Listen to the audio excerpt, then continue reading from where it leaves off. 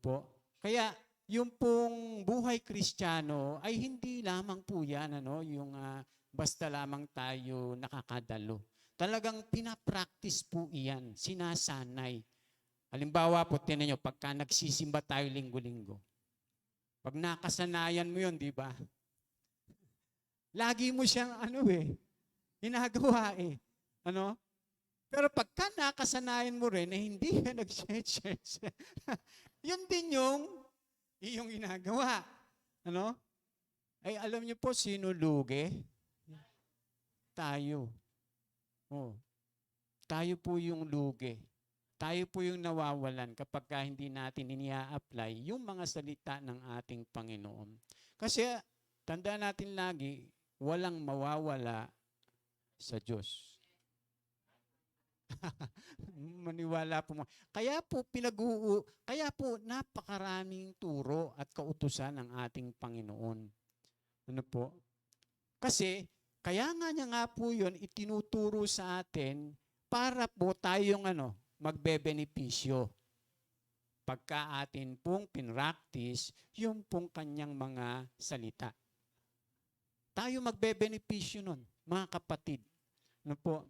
Kaya napakahalaga sa buhay po natin bilang mga mananampalataya na hindi lamang po talaga tayo basta tatawag sa Diyos, makikinig lang ng salita ng Diyos, dadalo sa mga gawain, ay hindi po, lamang po yun, pangalawa na lamang po yung mga ganon. Pero ang higit sa lahat ay atin po talaga na ipinapamuhay yung salita ng Diyos. Kasi doon nga mapapatunayan na mahal natin ang Panginoon. Kaya sabi ng Panginoon, kung iniibig ninyo ako, ano susunod? Susundin ninyo ang aking mga salita. Yung pag-ibig po, pinapractice din yun Mga kapatid Hindi pwedeng sasabihin lang natin na, Lord, I love you. Diba yung ganon? Hindi pwede. Parang yung asawa lang na lagi nagsasalita na, I love you. Diba ganon? Pero niloloko lang pala dahil ang dami palang sinasabihan niya ng I love you. O, di ba? Mga kapatid. hindi pwede yung ganun lang sa Panginoon. Kinakailangan po talaga ay ating patuloy na sinasanay, sinasagawa. At siyempre, gaya nga po ng ating pagpapatuloy na sa ating pinag-aaralan, ay ito pa rin po, yung ating pong tatalakayin sapagkat hindi po natapos yung ating pong pinag-aaralan tungkol po naman dito sa huwag hadlangan ang banal na espiritu.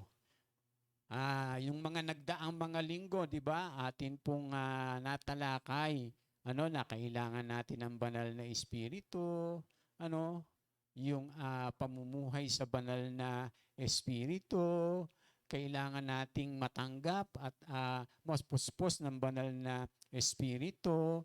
Ano po? At siyempre, hindi pwedeng ipamuhay talaga natin ang buhay Kristiyano na wala yung patnubay ng Espiritu Santo. Hindi pwede. Kaya nga po dapat nakikinig tayo sa Espiritu Sa banal na Espiritu po sa banal na Espiritu po. Kaya nga po itong ating tinatalakay ay tungkol po dito, Sabi po dyan, sige po, basahin po natin po ito ng sabay-sabay. 1, 2, 3. Huwag ninyong hadlangan ng Espiritu Santo. Huwag ninyong baliwalain ang anumang pahayag mula sa Diyos. Suriin ninyo ang lahat ng bagay at panghawakan ng mabuti. Lumayo kayo sa lahat ng uri ng kasamaan. Pagka iyan po, hindi natin sinusunod, hinahadlangan natin yung banal na Espiritu sa atin pong buhay. Sabi pong gano'n, Sabi diyan, huwag ninyong baliwalain ang anumang pahayag mula sa Diyos. Di ba? Kaya pagkahalimbawa, may nagtuturo sa atin, nangangaral sa atin, nagpapahayag sa atin, nang galing sa salita ng Diyos, huwag nating babaliwalain. Kasi pagka binabaliwala natin, hinahadlangan natin yung Espiritu Santo na manguna sa atin pong mga buhay. Sabi diyan, suriin ninyo ang lahat ng bagay at panghawakan ang mabuti. Sabi panghahawakan natin. Tapos ang matindi pa, susuriin natin.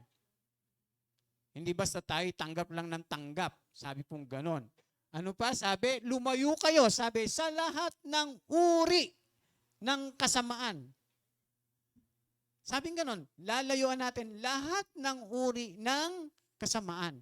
Hindi yung, ay paminsan-minsan lang naman ito. Hindi naman kami nakikita ni pastor.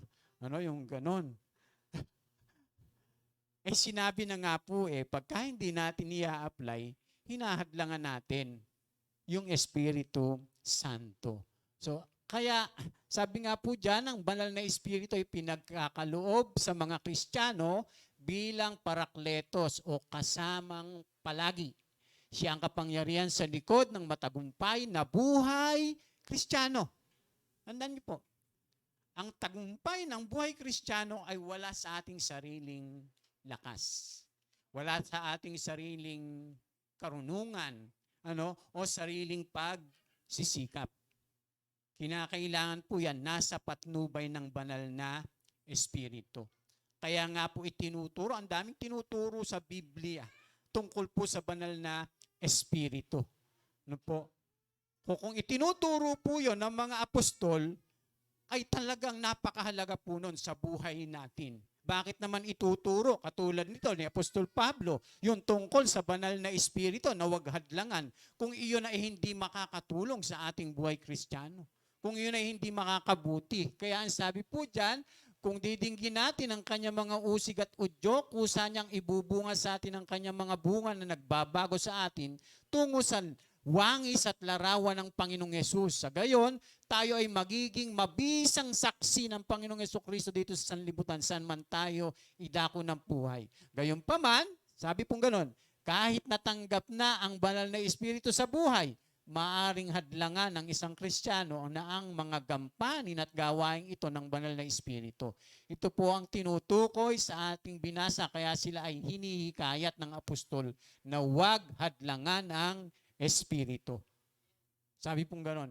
Atin pong suriin itong patuloy, mga kapatid.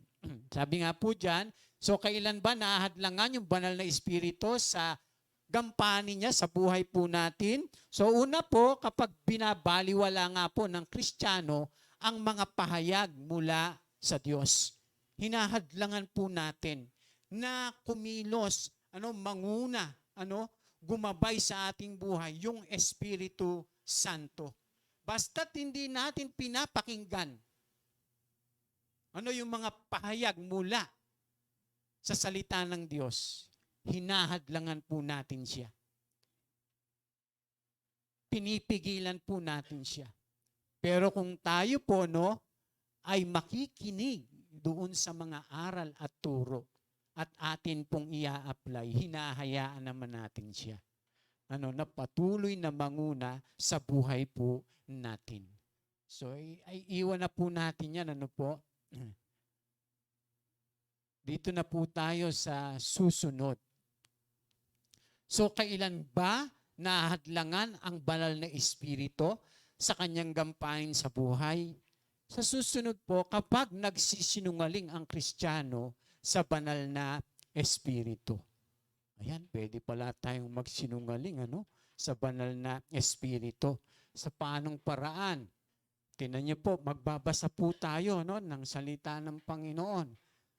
Basahin po natin ng sabay-sabay. 1, 2, 3. Mayroon namang mag-asawa na nagbenta rin ng kanilang ari-arian. Ananias ang pangalan ng lalaki at Sapira naman ang babae. Subalit nagsabwatan ng dalawa at hindi binigay ni Ananias sa mga apostol ang buong pinagbilhan. Kaya't sinabi ni Pedro, Ananias, bakit ka nagpadala kay Satanas at nagsinungaling ka sa Espiritu Santo? Bakit mo binawasan ang pinagbilhan mo ng lupa bago pinagbili ang lupa? Hindi ba iyon? Iyo iyon? At nang maipagbili na, Hindi ba iyo rin ang pinagbilhan? Bakit mo na sipang gawin iyon? Hindi ka sa tao nagsinungaling, kundi sa Diyos. Oh, di ba alam niyo po yung kwento na yan? Ano po nangyari dyan sa mag-asawa? Namatay po yan. Namatay po yan. Bakit po kaya sila namatay? Opo, hinatulan sila ng Diyos dahil sa kanilang pagsisinungaling. Antindi, ano? Mga kapatid? Ha? Naku, kung ngayon nga siguro ng baka magkaubusan. Lalo na pagka madalas tayong ano. Oo, mga kapatid. Pero pagka, teka, ano muna natin, ano? Pagka binasa po natin yan, ano, yung, ano niyan, yung mga unang chapter, halimbawa yung chapter 3, 4, mababasa po natin sa Acts, ang sabi doon, at nagkaisa, ano? Ang puso at damdamin ano ng mga mananampalataya. Sabi pong ganun. At hindi itinuring ano ng sino man na yung kanilang ari-arian ay kanila.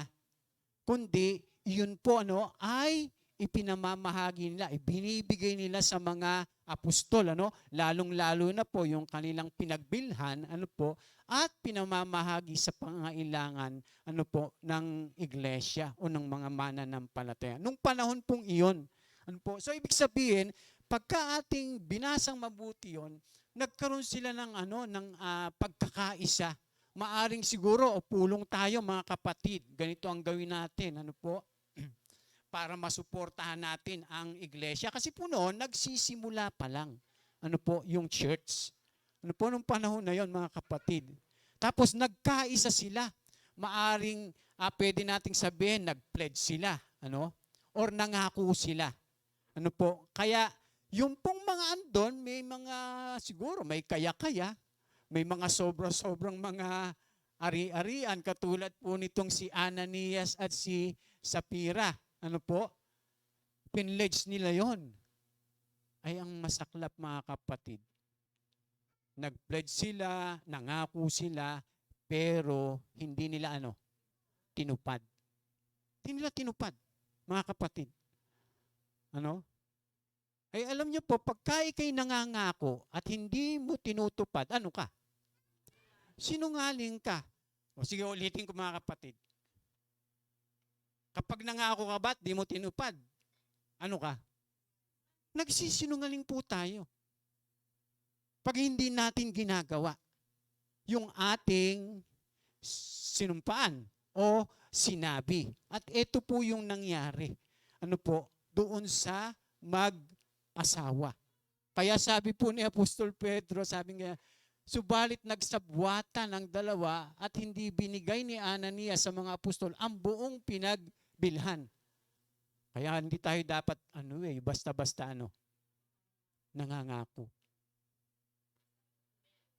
Tayo dapat basta-basta nangangako, nagsasalita sa ating mga kapatid o kanino pa man. Tapos hindi natin ginagawa. Pagka nakasanayan natin 'yon, 'di ba? Anong nangyayari? Lagi nating ginagawa. Kasi kinakasanayan eh. Yun yung pinractice mo eh. Kaya nga ang salita ng Diyos, yung 'di ba may mga utos sa mga mananampalataya, huwag kayong magsinungaling sa isa't isa. Sabi pong ganon.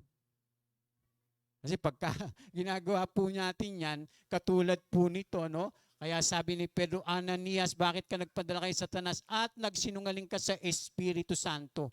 Bakit mo binawasan ang pinagbilhan mo ng lupa? Bago mo pinagbili ang lupa, hindi ba iyo iyon? At nang maipagbili na, hindi ba iyo rin ang pinagbilhan? Bakit mo naisipang gawin iyon? Hindi ka sa tao nagsinungaling, kundi sa Diyos. At alam niyo po, nung inano sila, yung hinatulan ng Panginoon, di ba namatay silang parehas eh. Tapos natakot yung mga yung mga mananampalataya. Sabing ganun. Alam nyo, nagkaroon na sila ng banal na takot. Pero ang dami ngayon, parang ordinaryo lang yung pagsisinungaling.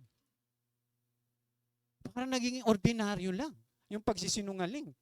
Ano po? Akala nila, okay lang yun, mga kapatid. Pero mag-ingat po tayo. Kaya sabi po dyan, kapag hindi po tayo nagiging makatotohanan o matapat sa ngalan ng pakikisama. Di ba? Yung hindi tayo nagiging totoo sa ating kapwa, sa ating kapatid, o pagkukubli o pag-iwas kaya sa mahirap, hindi po kaya tayo nagsisinungaling sa banal na Espiritu na nakatatalos ng lahat-lahat sa atin, mga kapatid. Kaya isa po yun, paghadlang po yun sa banal na Espiritu. Gaya nga po ng nangyari kay Ananias at kay Sapphira. Kaya kinakailangan po, matuto talaga tayo na sumunod sa ating Panginoon. Kapag sinasabi po natin, susunod ako sa iyo, Panginoon, gagawin ko yung gusto mo, tapos hindi naman yun ang mga ginagawa mo, di ba? Nagsisinungaling tayo sa Panginoon. Kaya nga po hindi dapat basta-basta nangangako. Hindi dapat basta-basta nagpe-pledge, nagpa-promise. Kaya yung halimbawa makikipagtipan ka. Kaya yung mga nag-aasawa pagka halimbawa po nakipagtipan, tapos hindi niya ginawa yung tipan niya sa kanyang asawa, sinungaling siya. Sinungaling siya. Kasi nakipagtipan siya. Kaya nga yung makikipagtipan, kinakailangan po talaga, aanuhin mo paninindigan mo Kaya pagka hindi ginagawa nung lalaki, o nung babae, yung tipan niya sa kanyang asawa. Kasi pledge yun, commitment yun, promise yun. Amen? Kaya yung ating mga gagawin, pag tayo po'y nagpe-pledge, nagko-commit, nagpa-promise, kinakailangan gawin po natin gaya po ng nangyari po dito. Kila Ananias at Sapphira. Kaya nagkakaalaman minsan nakikilala yung mga tao pagdating sa pera, Kaya pala Sapphira pangalan ng babae. Di ba? Sapphira na lang nakatingin. Sapphira umaasa, di ba? Yun yung danger, mga kapatid. Nakikilala pa naman daw ang mga tao pagdating sa Sapphira. Katulad ni Sapphira. Mga kapatid. So yun yung pangalawa. Susunod, kailan ba nahadlangan ang banal na Espiritu sa kanyang gampanin sa buhay kapag lumalaban ang Kristiyano sa banal na Espiritu? Tingnan niyo po, sabi rito sa Acts 7:51. Mapapansin niyo, nasa mga Acts yung nasa gawa, yung mga turo tungkol sa Espiritu Santo. Kasi diyan nag-start yung nabaptize, yung mga mananampalataya sa Holy Spirit. Pagkatapos nilang baptize, nagkaroon sila ng kapangyarihan, mangaral, magturo, magpatotoo. Nandun po yung galaw ng banal na Espiritu. Kaya yung nangyari kay Ananias sa Sapphira, naandun pa rin yung galaw ng banal na Espiritu.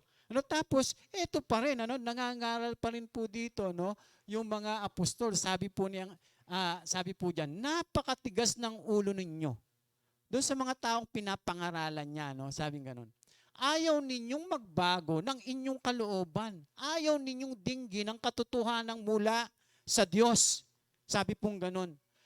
Kung ano ang ginagawa ng inyong mga ninuno, yun din ang ginagawa ninyo ngayon. Sabing ganon, lumalabang kayong lagi sa Espiritu Santo. So paano natin nilalabanan yung Espiritu Santo? Ayun sabi, pagka matigas ang ulo natin. Yan ang sabi, napakatigas ng ulo ninyo. Nilalabanan nyo lagi ang Espiritu Santo. Sabi diyan, ayaw ninyong magbago ng inyong kalooban. Yun po yung ibig sabihin nun, mga kapatid. Yung paglaban sa Espiritu Santo. Sabing ganyan, ayaw ninyong dinggin ang katotohanan mula sa Diyos. Oh, halinaw, pinapaliwanag po, no? Kung di ako nagkakamali, si Apostol Pedro, nangangaral siya. Tapos sabi niya doon sa mga pinapangaralan niya, lalo na yung mga Hudyo, titigas talaga ng ulo ninyo. Lagi ninyo nilalabanan yung Espiritu Santo. Bakit? Sino ba yung nagpapahayag, mga kapatid, ng salita ng Diyos? Yung banal na Espiritu. Nagpapahayag yung mga apostol sa patnubay ng Espiritu Santo. Tapos, yung mga tao naman na nakikinig sa kanya, yung mga tao na nakikinig, doon sa mga nangangaral, ay tinitigasan nila yung kanilang ulo. At sabi, yung kanilang kalooban. At ano pa sabi? Yung katotohanan ay ayaw nilang dinggin. Pero, nakikinig sila. Nandun sila. Nandun po sila. Parang ganito lang, ganito. Nandito tayo lahat, nag-aaral tayo, nakikinig tayo. Tapos, ang mahirap, pag nakikinig tayo sa salita ng Diyos, tinitigasan natin yung ating ulo. Tinitigasan natin yung ating kalooban. Tapos yung katotohanan, ayaw nating tanggapin. Anong sabi po dyan? Ay nilalabanan po natin yung banal na Espiritu. Ayaw nating hayaan, na siya po ay patuloy na kumilos sa atin. Kaya sabi, lumalaban kayong lagi sa Espiritu Santo. Sinong propeta ang hindi inusig ng inyong mga ninuno? Ang tinutukan niya po rito yung panahon ng Old Testament. Nagpapadala ang Panginoong Diyos ng mga propeta, di ba? Yung pinapapatay nila, inuusig nila, nagpapadala siya ng hari, ng hukom, sa kanila, pero hindi nila pinapakinggan. Kaya sabi, katulad kayo ng mga ninuno nyo noon. Ito po. Kaya sabi dyan, pinatay nila ang mga nagpapahayag tungkol sa pagparito ng matuwid na inyo namang pinagtaksilan at pinapatay. Sino yon? Ang Panginoong Jesus na, Sabi, tinanggap ninyo ang kautosang binigay ng Diyos sa pamamagitan ng mga anghel. Ngunit hindi naman ninyo ito sinusunod. Kaya lumalaban, tayo sa Espiritu Santo. At pagka ganon yung ating ginagawa, mga kapatid, tapos nasasanay tayo, ay, mag-ingat tayo. Mga kapatid, dapat hindi ganun yung ating practice, yung ating mga ginagawa. Dahil baka tumigas ng tumigas yung ating puso. Ang masaklap, pagka tumigas na yung ating puso, ay naku, kahit anong ilagay na dyan, mga salita, kahit anong ilagay na aral dyan, hindi mo na papakinggan o tatanggapin. Hindi na rin mag-uugat, hindi na rin magbubunga. Bakit? Sobra ng para ng pusong bakal.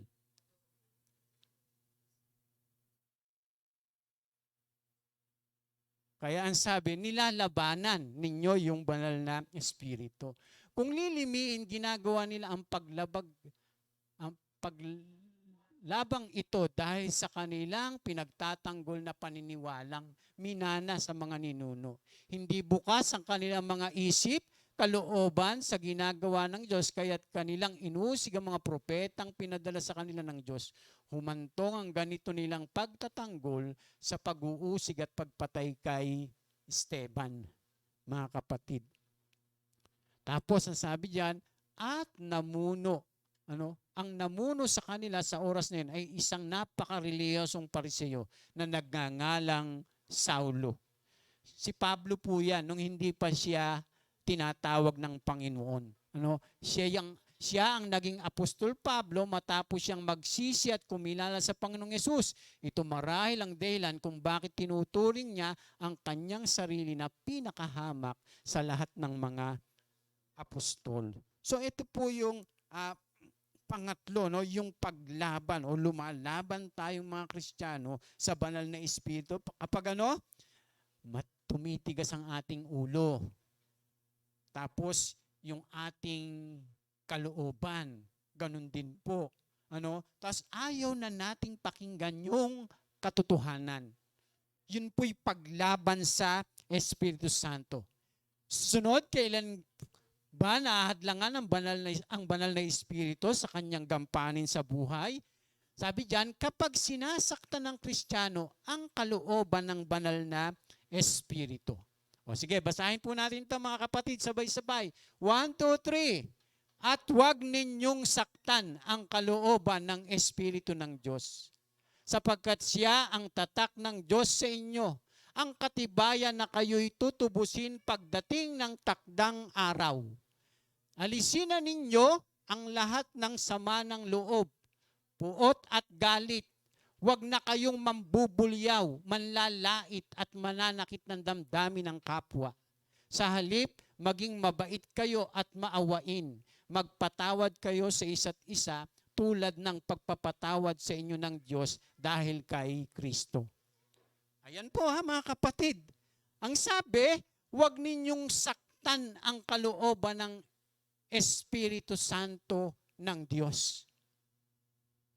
O paano ngayon nasasaktan yung kalooban ng Espiritu Santo? Kaya yung Espiritu Santo mga kapatid, persona siya eh.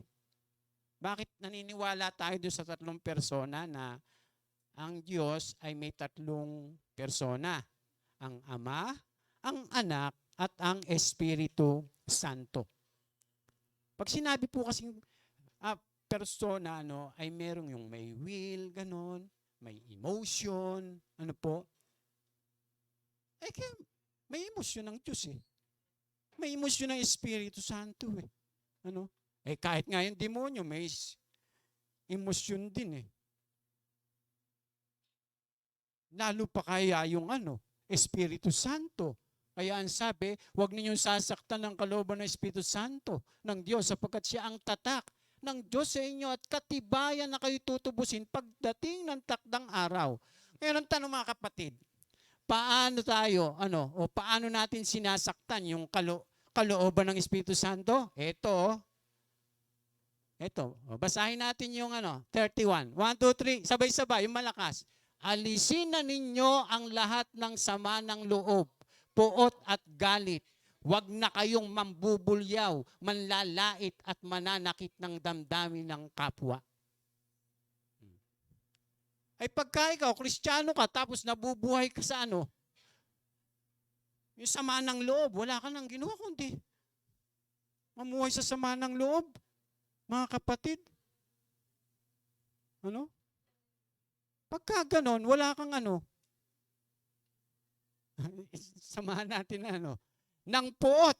Siyempre, pagka meron ka na ng sama ng loob, pagka hindi mo yan binantayan, magiging na yan? Ay puot. Magiging galit na yan. Magiging puot na yan. At kapag ka nananatili yan sa iyong puso, ay alam nyo mga kapatid, yung pong banal na espiritu ay nasasaktan. Ang masakla pa pagka eto na. Dahil sa sama ng loob mo, sa puot mo, sa galit mo, ayon, wag na kayong bubulyaw. Kaya siyempre, pagkagalit na galit ka na, di ba? Di ba? Tapos kung ano-ano na pinagsasasabi mo.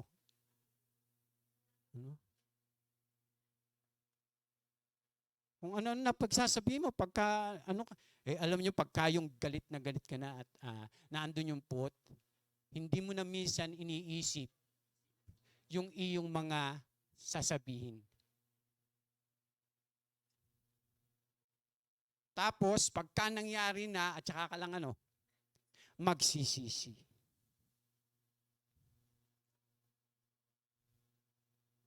At saka sasabihin mo, Lord, sorry.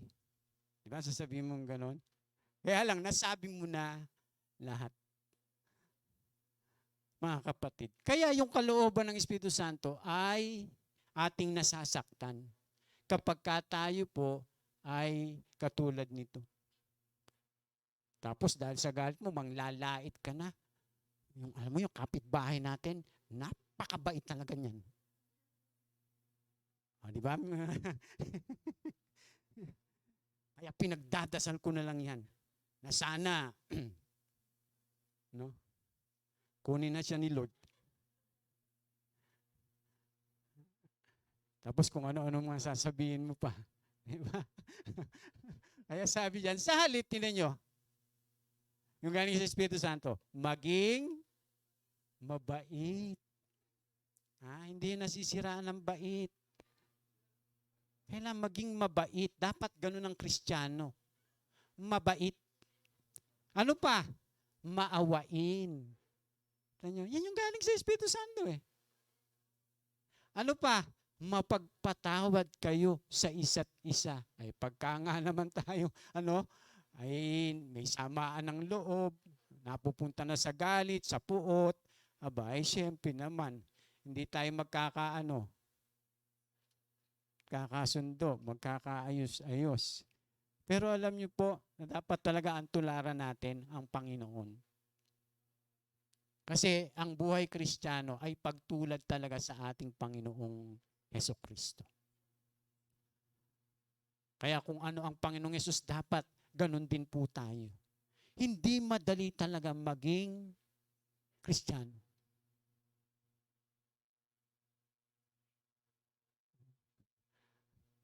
Kaya yung pagpasok sa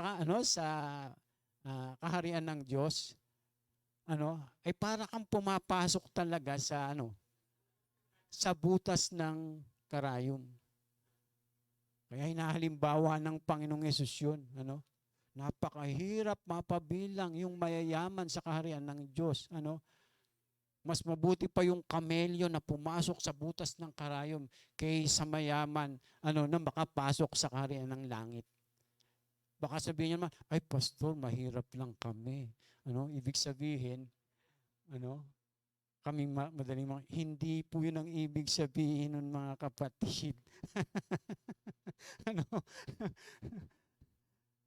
Kasi nga po, noon, doon po sa Jerusalem, meron dalawang pintuan na daanan ng mga tao.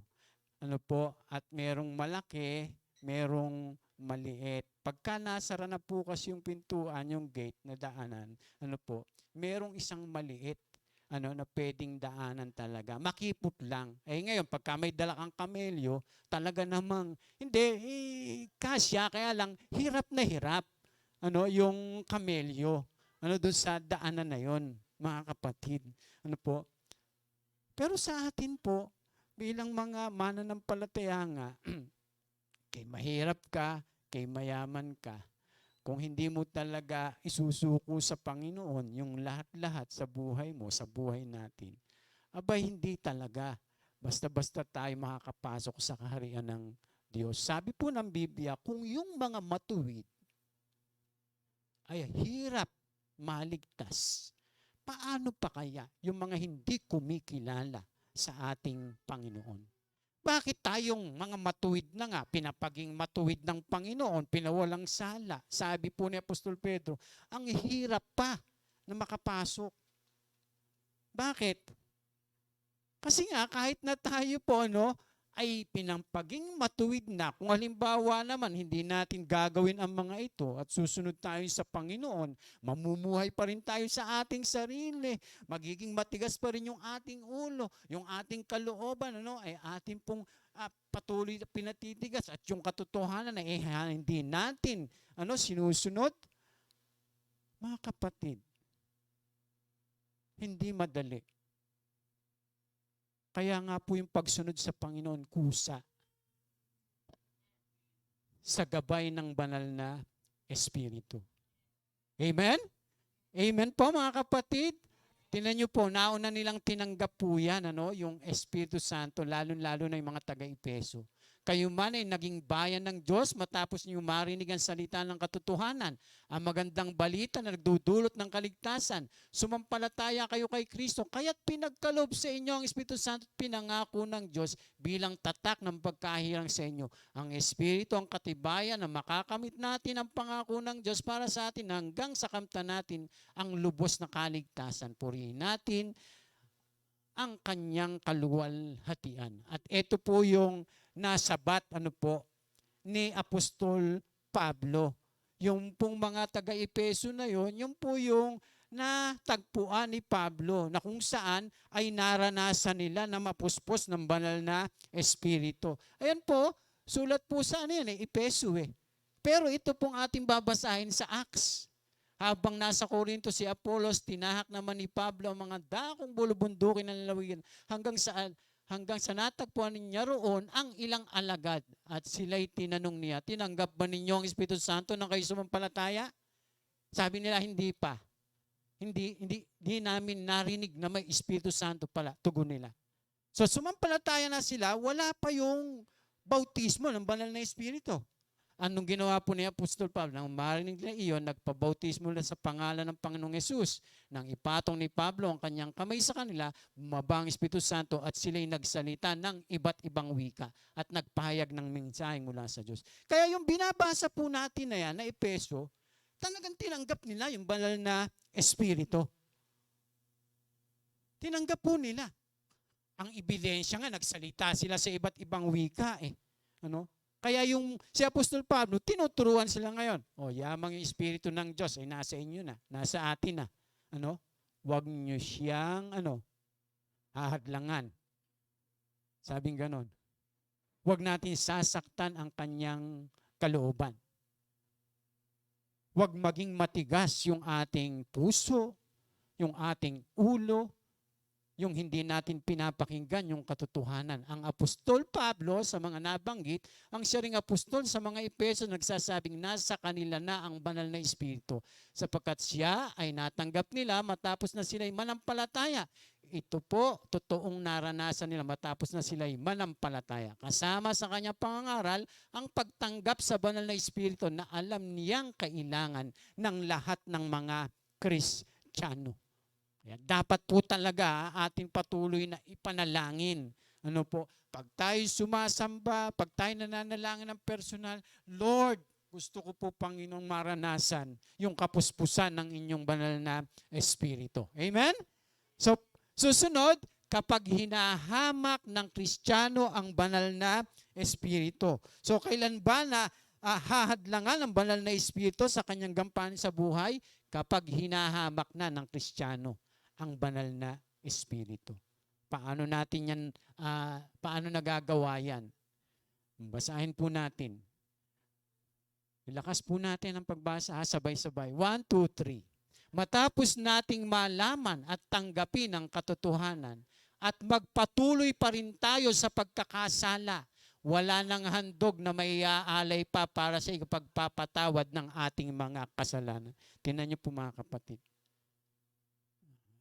Nanampalataya na po ba ito? Ay sabi nga po, matapos nating malaman at tanggapin ang katotohanan. So, nanampalataya sila, tinanggap nila yung katotohanan, tinanggap nila ang ating Panginoong Yesus. Pero ang sabi, kapag ganun po, yung ginawa nila, sabi, magpapatuloy pa rin sila sa pagkakasala, wala nang handog na may aalay para sa pagpapatawad ng ating mga kasalanan. Ibig sabihin po nito, kapag kayong Kristiyano ka na, tumanggap ka na, nanampalataya ka na, at nakakilala ka na sa katotohanan, naalaman mo na, tapos nagpapatuloy ka pa rin sa pagkakasala. Anong sabi po? Ang naghihintay na lamang sa atin ay ang kakilakilabot na paghuhukom at ang naglalagablab na apoy na tutupok sa mga kaaway ng Diyos. Ba't nagiging kaaway ng Diyos? Kasi po, namumuhay pa rin sa kasalanan. At ang sabi diyan, ang mapatunayang lumabag sa kautusan ni Moises, batay sa patutuo ng 2 o 3 saksi, ay walang awang pinatay. Pinaparusahan noon. Ngayon, hindi naman ganun eh. Actually, naranasan pa nga yun doon sa unang mga binasa natin. Yung si Ananias at si Sapphira. Pero yun lang yung nangyari na yun sa New Testament. Pero sa Old Testament, talagang kung sino yung mapatunayan doon, di ba, pinagbababato hanggang sa mamatay. Pinaparusahan ka agad. Pero ang sabi rito, sa 29, gaano kabigat sa akala ninyo ang parusang nararapat sa taong humamak sa anak ng Diyos, lumapastangan sa dugong nagpatibay sa tipan at nagpapabanal sa Kanya, at humahamak sa mahabaging espiritu. Pag hinahamak natin, yung banal na espiritu, dahil sa sa ating pagpapatuloy sa kasalanan. Sabi pong ganon, wala nang may aalay para sa ikapagpapatawad ng ating mga kasalanan. Kundi ano na naghihintay? Paghuhukom. Yung parusa ng Diyos. Kaya ang sabi po rito mga kapatid, nahahamak ang banal na espiritu kapag ang isang naging Kristiyano na ng totoo ay nakuha pang tumalikod at baliwalain ang pinanampalataya ng ginawa ng Panginoong Yesus. Ito ay paghamak sa anak ng Diyos at sa banal na espiritu. Kaya pagka tayo po tumanggap na sa Panginoon, nanalik na, nanampalataya na. Tapos, nagpapatuloy pa rin tayo sa kasalanan. Hinahamak natin ang Panginoong Yesus. Hinahamak natin ang Espiritu Santo para sinasabi mo, walang kwenta ang ginawa mo para sa akin. Tama, hindi. Parang ganun po sinasabi natin. Kaya ang sabi po ng Biblia, yung parusa na ang nag-iintay sa humahamak sa mahabaging Espiritu Santo. Ano pa po? Kapag nilalapastangan na ng Kristiyano ang banal na Espiritu. Sabi pong gano'n, Kailan ba nahadlangan ang banal na Espiritu sa kanyang gampanin sa buhay? Kapag nilalapastangan na natin ang banal na Espiritu sa atin pong buhay. So, sabi diyan, basa po tayo, sabay-sabay. 1, 2, 3. Ang hindi panig sa akin ay laban sa akin, at ang hindi ko kasama sa pag-iipon ay nagkakalat. Kaya't sinasabi ko sa inyo, mapapatawad ang anumang kasalanan at paglapastangan, ngunit hindi patatawarin ang anumang paglapastangan sa Espiritu. Sino mang magsalita laban sa anak ng tao ay patatawarin. Ngunit sino mang magsalita laban sa Espiritu Santo ay hindi patatawarin, maging sa panahong ito o sa panahong darating. Ay, hindi po pala dapat lapastanganin yung Espiritu Santo. Kasi pag ginawa po iyon, hindi po talaga mapapatawad sa panahong ito hanggang sa panahong darating. Pero bakit sinabi po yun? Tingnan nyo, ang hindi panig sa akin ay laban sa akin. Tanong, tayo ba'y kapanig ng Panginoon? Dapat din natin nilalabanan yung kanyang mga salita. Kung talagang tayo panig sa Panginoong Yesus, hindi natin nilalabanan, hindi natin pinipigilan, hindi natin kinokontra yung mga salita ng Panginoon. Kung talagang tayo panig sa ating Panginoon. At ang hindi ko kasama sa pag-iipon ay, nawa po lahat tayo magkakasama sa pag-iipon. Amen? Sabi daw niya, Sister Myla, ano daw yung pag-iipon, mga kapatid? Hindi. Pag-iipon. Ganito. Halimbawa po, meron tayong gawain. Ano po ba yung mission natin? To win, to train, to send. Anong gagawin natin? Tayo makilahok. Tayo lumahok. Makiisa. kasama kang nag-iipon. Yun ang ibig sabihin ng Panginoon. Oh, oh. Kaya kung ano man merong gawain ang ating Panginoon, ang church, dapat kasama niya tayo na nag-aano? Iipon. Hindi nag-aano? Kakalat. Dapat nakakatulong ka. Hindi ka ano? Nakakaperwisyo, sabi. Yes. Kailangan nakikiisa ka, nakikilahok ka. Kung ikay sa Panginoon, kung ano yung ginagawa ng Panginoon, halimbawa, kung ano yung mga ministry, na tinatrabaho ng Panginoon, katulad ng mga alagad, nakikiisa sila. Meron lang isang nagkalat. Di ba? Kaya sabi diyan, kaya't sinasabi ko sa inyo, mapapatawad ang anumang kasalanan, paglapastangan, ngunit hindi patatawarin ang anumang paglapastangan sa Espiritu. Kaya sabi diyan, ano yung tinutukoy na yan na paglapastangan? Eto, mula noon kay Jesus, dinala noon kay Jesus ang isang lalaking bulag, pipi na sinasapian ng demonyo. Pinagaling siya ni Jesus kaya siya ay nakakita at nakapagsalita. Namangha ang lahat at sinabi nila, ito na kaya ang anak ni David? Nang marinig ito ng mga Pariseo, sinabi nila, nakapagpapalaya siya ng mga demonyo sa pamamagitan ng kapangyarihan ni Beelzebub, ang pinuno ng mga demonyo. Yun yung paglapastangan sa Espiritu. Kapag ka po yung ginagawa ng Espiritu Santo ay itinuturing po ng tao, ng sino man, o tayo, kahit nga tayo na iyon ay galing sa demonyo. Yun po'y paglapastangan sa Espiritu. Kaya ang sabi po dyan, ang paglapastangan sa banal na Espiritu ay pagpaparatang na ang mga gawa ng banal na Espiritu ay mga gawa ng mga kaaway ng Diyos o ni Beelzebub o ng Diablo o ng mga demonyo. Halimbawa, may nagsasalita ng ibang wika. Minsan may mga sa demonyo yan. Mag-ingat po tayo ron. May nagpapagaling dahil sa kapangyarihan ng banal na Espiritu, sasabihin mo, sa demonyo yan. Maliban lamang kung mangkeping yung gumagawa nun.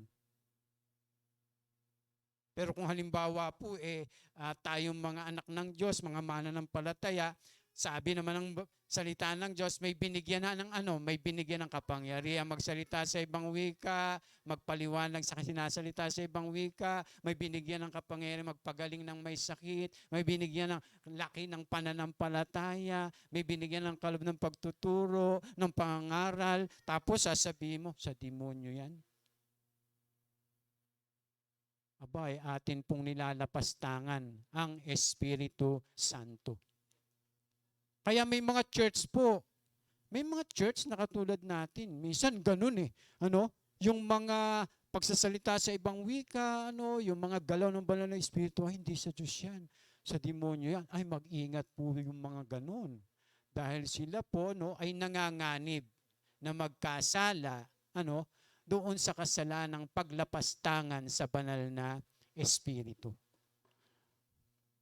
Ayan po, tinuturo po lahat yan ng salita. Kaya nga po pinag-aaralan natin para alam natin kung ano po yung usig, ano yung, ano pa yung isa?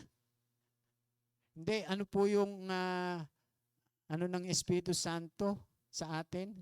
Anong ibang salita ng usig? Ano yung Tagalog nun? Nalimutan ko mga kapatid.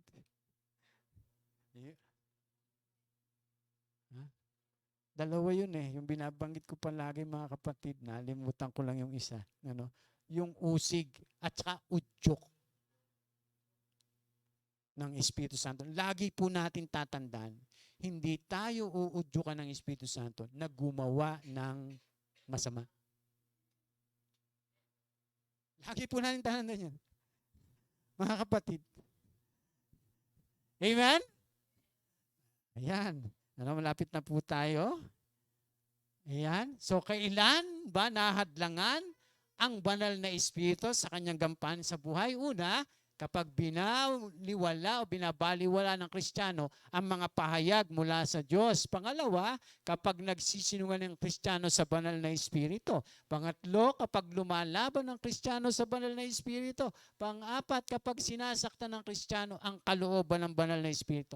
At panglima, kapag hinahamak ng Kristiyano ang banal na Espiritu. And last, kapag nilapastangan ng Kristiyano ang banal na Espiritu. So hindi lamang po natin dapat matanggap ang banal na Espiritu, kailangan nating matutunang lumakad at sumunod sa Kanya. Ito ang susi sa pagtatagumpay laban sa kasalanan. Amen? Ay kapag hindi tayo susunod sa udyok, sa usig ng Espiritu Santo, sigurado, maaalipin uli tayo o babalik uli tayo sa dati. Yung tayo'y mamumuhay sa kasalanan. At dahil doon, yung Espiritu Santo ay ating pinipigati, nilalapastangan, nilalabanan, mga kapatid, dahil sa katigasan ng puso. Ito ang susi ng pagtatagumpay laban sa kasalanan at sa hilig ng laman. Atin pong isaalang-alang, pag-aralan at sundin palagi ang kanyang udyok sa buhay. Ang mga ito po ay nasusuri at naramdaman sino mang sumusunod sa banal na Espiritu. Huwag po nating hadlangan ang banal na Espiritu sa ating mga buhay. Amen? Ayan, palakpakan po natin ang ating Panginoon. Maraming salamat po, At pagpalain po tayo ng Diyos.